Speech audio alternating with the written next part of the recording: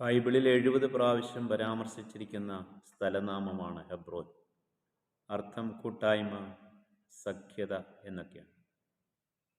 ഏറ്റവും ആദ്യം ഹെബ്രോനെക്കുറിച്ച് വായിക്കുന്നത് ഉൽപ്പത്തി 13:18 ഇസ്രായേലിയരുടെ പൂർവ്വപിതാവായ അബ്രഹാം ദൈവമായ യഹോവയുടെ ശബ്ദം കേട്ട് സ്വന്തം നാടും വീടും ദേശവും ഒക്കെ ഉപേക്ഷിച്ച് ദൈവം കാണിപ്പാനിരിക്കുന്ന സ്ഥലത്തേക്ക് യാത്ര പുറപ്പെട്ടപ്പോൾ വന്നു പാർക്കുന്ന ഇടം ഹെബ്രോനാണ്.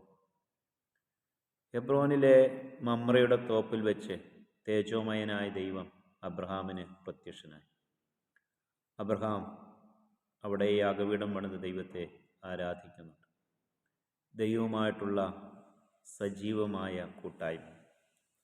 ജീവിത വിജയത്തിൻ്റെ രഹസ്യം, ശുശ്രൂഷയുടെ അനുഗ്രഹത്തിൻ്റെ രഹസ്യം, പ്രത്യാശയുടെ വർധനവിൻ്റെ രഹസ്യവുമൊക്കെ ദൈവത്തോടുള്ള നിരന്തരമായ കൂട്ടായ്മയാണ്. ആത്മാവാകുന്ന ദൈവത്തോടെ നമ്മുടെ ആത്മാവിൽ കൂടെ സാധ്യമാകുന്ന ആ കൂട്ടായ്മ പരിപുഷ്ടമാക്കുക. ഹെബ്രോൻ്റെ മറ്റൊരു പ്രത്യേകത, ഇത് ഒരു പുരാതന നഗരമാണ്. മാത്രമല്ല ഫലഭൂയിഷ്ഠമായ നഗരം. അതുകൊണ്ട് തന്നെ മനോഹരമായ നഗരമാണ്. നമ്മുടെ ജീവിതവും ആത്മീയ ശുശ്രൂഷകളുമൊക്കെ ഫലഭൂയിഷ്ഠമായിരിക്കണം. സമുദ്രനിരപ്പിൽ നിന്ന് ഏകദേശം 1 കിലോമീറ്റർ ഉയരത്തിൽ കിടക്കുന്ന കുന്നുകളും താഴ്വരകളും ചരിവുകളും സമതലങ്ങളും ഒക്കെ നിറഞ്ഞ ഹെബ്രോൻ ഫലഭൂയിഷ്ഠമായതുകൊണ്ട് തന്നെ മനോഹരമാണ്. ആത്മീയമായി ഫലം കായ്ക്കണം, ശുശ്രൂഷയിൽ ഫലം കായ്ക്കണം. അങ്ങനെ കർത്താവിന് വേണ്ടി ഫലഭൂയിഷ്ഠമായി തീരുമ്പോൾ നമ്മുടെ ജീവിതം, ശുശ്രൂഷ മനോഹരമായി തീരും. മറ്റൊരു പാഠം, പിതാവായ അബ്രഹാം മാത്രമല്ല, ഇസഹാക്കും യാക്കോബും ഒക്കെ ഹെബ്രോനിൽ താമസിക്കുന്നുണ്ട്. സാറയെ ആയുസ് പൂർത്തീകരിച്ച് മരിക്കുന്നത് ഹെബ്രോനിൽ വെച്ചാണ്. ഹെബ്രോന് സമീപമുള്ള മക്കപ്പേല ഗുഹയാണ് അബ്രഹാം വിലയ്ക്ക് വാങ്ങി അവിടെ സാറയെ അടക്കം ചെയ്യുന്നു. പിന്നത്തേതിൽ അബ്രഹാം ഇസഹാക്ക്, റിബേക്ക, യാക്കോബ്, ലേയ എന്നിവരെയൊക്കെ അടക്കം ചെയ്തത് അതേ ശ്മശാനത്തിലാണ്. അങ്ങനെ ഇസ്രായേലിയരുടെ പിതാക്കന്മാർ അവരുടെ ശവകുടീരങ്ങൾ നിലകൊള്ളുന്ന ഇടമാണ് ഹെബ്രോൻ. എന്നാൽ കാലങ്ങൾ പിന്നിട്ടപ്പോൾ അനാഖ്യമല്ലന്മാർ ഹെബ്രോൻ അവകാശമാക്കി. കിര്യത്തർബ എന്നായി അതിൻ്റെ പേര്. യോശുവയുടെ കാലത്ത് യോശുവയും കാലേബും അവരുടെ വാഗ്ദത്ത ഭൂമിയൊക്കെ അവകാശമാക്കിയെങ്കിലും ഹെബ്രോൻ പിടിക്കപ്പെടാതെ കിടക്കുകയായിരുന്നു. വിശ്വാസത്തോടെ, ധൈര്യത്തോടെ കാലേബ് പറഞ്ഞു, ആ മല, ആ പട്ടണം എനിക്ക് തരിക, ഞാനത് യഹോവയ്ക്ക് വേണ്ടി പിടിച്ചെടുക്കാം. കാലേബിൻ്റെ വിശ്വാസത്തെയും ധൈര്യത്തെയും ദൈവം മാനിച്ചു. അനാഖ്യമല്ലന്മാരുടെ ദുഷ്ടത നിമിത്തം ദൈവം അവരെ അവിടുന്ന് മാറ്റി. പാപം അതിൻ്റെ തീവ്രതയിലെത്തുമ്പോൾ ദൈവം ജനതകളെയും ദേശങ്ങളെയും ഒക്കെ ന്യായം വിധിക്കും. അത് ഭൂമിയുടെ മനുഷ്യകുലത്തിൻ്റെ നിലനിൽപ്പിന് വേണ്ടിയിട്ടാണ്. അങ്ങനെ കാലേബ് 85-ാം വയസ്സിൽ കിര്യത്തർബ പിടിച്ചടക്കി. ഹെബ്രോൻ കൂട്ടായ്മ അങ്ങനെ വീണ്ടും സജീവമായി. ആ പ്രദേശം കാലേബിന് അവകാശമായി കിട്ടി. എന്നാൽ ചീട്ടിട്ട് വന്നപ്പോൾ ഹെബ്രോൻ ലേവി ഗോത്രത്തിൽപ്പെട്ട കെഹാത്യകുലത്തിലെ അഹരോന്യ കുടുംബത്തിന് വന്നപ്പോൾ ഹെബ്രോൻ്റെ ഒരു പങ്ക് അഹരോന്യ കുടുംബത്തിന് വിട്ടുകൊടുക്കുവാനും കാലേബ് തയ്യാറായി. ദൈവം നമുക്ക് തരുന്ന സ്ഥലങ്ങൾ, ഇടങ്ങൾ, അത് ദൈവസഭയ്ക്ക് വേണ്ടി, ആത്മീയ ശുശ്രൂഷകൾക്ക് വേണ്ടി, കർത്താവിൽ വിശ്വസ്തിയോടെ നിൽക്കുന്ന ദൈവഭൃത്യന്മാർക്ക് വേണ്ടിയൊക്കെ വിട്ടുകൊടുക്കുവാൻ നാം തയ്യാറാകണം. കഴിഞ്ഞ കാലങ്ങളിൽ നമ്മുടെ പൂർവ്വപിതാക്കന്മാർ, വസ്തുവകൾ ഉള്ളവർ അനേകർ തങ്ങളുടെ വസ്തു സഭാനിർമ്മാണത്തിന് വേണ്ടിയൊക്കെ ദാനമായി നൽകിയതുകൊണ്ടാണ് അനേക ഇടങ്ങളിൽ സഭകളും സഭാകേന്ദ്രങ്ങളും ഒക്കെ ഉണ്ടായത്. ഭൂമി ദൈവത്തിൻ്റെ സൃഷ്ടിയാണ്. ഭൂമിയും അതിൻ്റെ പൂർണ്ണതയും യഹോവയുടെ അവകാശമാണ്. എന്നാൽ താമസത്തിന് വേണ്ടി നമ്മെയാണ് ദൈവം ആക്കിയിരിക്കുന്നത്. ദൈവം നമുക്ക് തരുന്ന ഭൂമിയിൽ ദൈവത്തിൻ്റെ സഭ, കൂട്ടായ്മയ്ക്കുള്ള ഇടങ്ങൾ പണിയുവാൻ നാം മതിയായ സ്ഥലങ്ങൾ നൽകണം. സ്ഥലങ്ങളില്ലാത്തിടങ്ങളിൽ ദൈവം നമ്മളെ ഏൽപ്പിച്ച ധനം കൊണ്ടൊക്കെ സ്ഥലം വാങ്ങി നൽകുവാനും നാം തയ്യാറാകണം. ഭൂമിയിൽ കർത്താവിൻ്റെ സഭ എല്ലാ ദേശങ്ങളിലും ഉണ്ടാകട്ടെ. പ്രാദേശിക സഭകൾ എല്ലാ ദേശങ്ങളിലും ഉണ്ടാകുന്നതിൽ കൂടെ ആഗോളവ്യാപകമായി കർത്താവിൻ്റെ വാക്കുപോലെ ഭൂമിയുടെ അറ്റത്തോളം സുവിശേഷമെത്തുവാൻ, അതിൻ്റെ ഫലങ്ങൾ വെളിപ്പെടുവാൻ ഇടയായി. പിന്നെ ദാവീദ് ശൗലിൻ്റെ കാലശേഷം രാജാവായി തീരുമ്പോൾ ആദ്യത്തെ 7 വർഷം യഹൂദ ഗോത്രത്തെ ഭരിക്കുമ്പോൾ ദാവീദ് ആസ്ഥാനമായി തിരഞ്ഞെടുക്കുന്ന ഹെബ്രോനാണ്. അങ്ങനെ ഹെബ്രോൻ വീണ്ടും ആത്മീയമായി സജീവമായി തീരുകയാണ്. ഹെബ്രോൻ കേന്ദ്രമാക്കിയാണ് ദാവീദ് ആദ്യത്തെ 7 വർഷങ്ങൾ ഭരിച്ചത്. അതിനുശേഷം മുഴുവൻ ഇസ്രായേലിനെ രാജാവായി തീരുമ്പോൾ ദാവീദിനെ രണ്ടാമത് അഭിഷേകം ചെയ്യുന്നത് ഹെബ്രോനിൽ വെച്ചു. അങ്ങനെ ഹെബ്രോൻ ഒരു ആത്മീയ കേന്ദ്രമായി, അഭിഷേകത്തിൻ്റെ ചാലുള്ള ഇടമായി തീരുകയാണ്.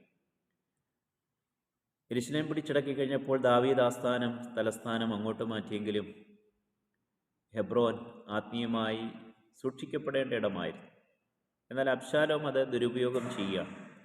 സ്വന്തം അപ്പന് നേരെ ലഹള നയിക്കുമ്പോൾ ഹെബ്രോൻ കേന്ദ്രമാക്കിയാണത് നയിക്കുന്നത്.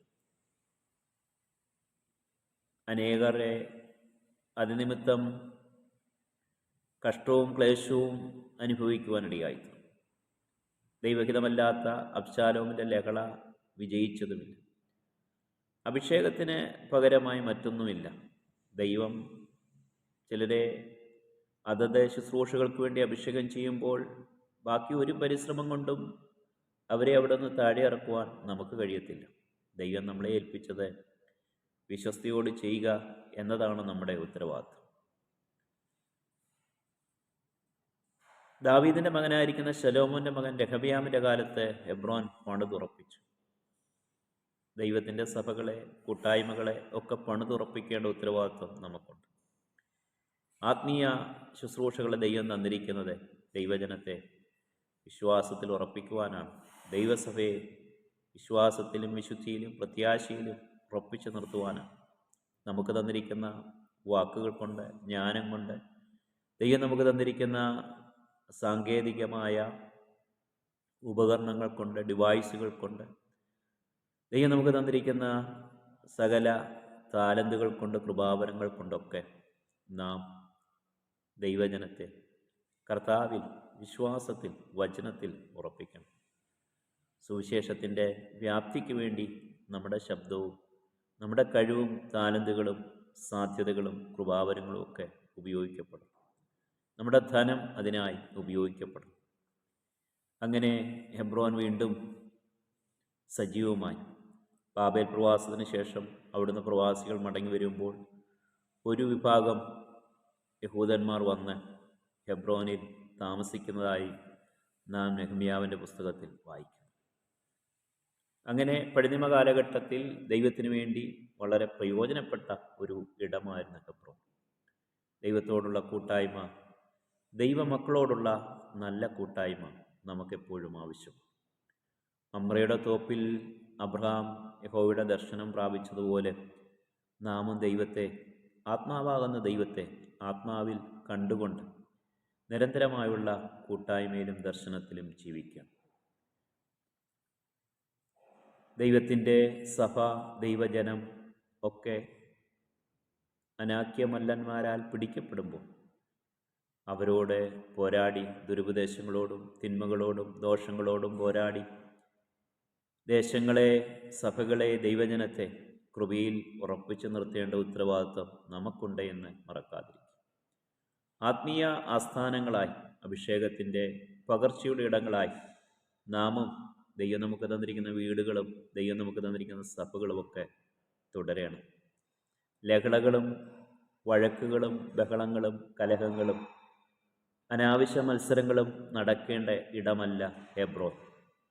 കൂട്ടായ്മയുടെ ഇടമാണ്, സന്തോഷത്തിൻ്റെ ഇടമാണ്, ആത്മശക്തി വ്യാപരിക്കേണ്ട ഇടമാണ്, ഒന്നിച്ച് കർത്താവിന് വേണ്ടി മുന്നേറേണ്ട ഇടമാണ് ഹെബ്രോൻ.